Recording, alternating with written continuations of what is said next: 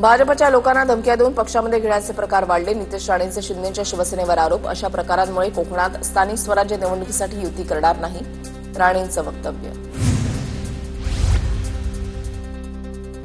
एवढे मातब्बर असाल तर एकटे लढा. उदय सामंतांच्या सिंधुदुर्गमध्ये शिवसेना ही एक नंबरला, या वक्तव्यावरून नितेश राणेंचा आव्हान.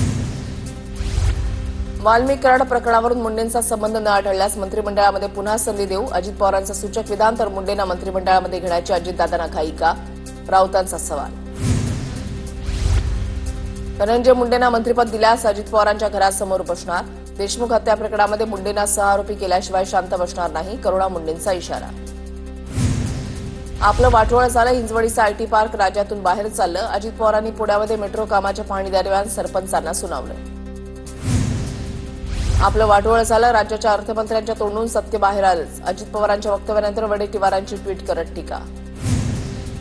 हिंजवडी आयटी पार्कची वाताहत का झाली याचा विचार करण्याची वेळ आली आहे. गुंडगिरी आणि वाहतूक कोंडीनं आयटी पार्कची वाताहत झाली. विजय कुंभार यांची प्रतिक्रिया.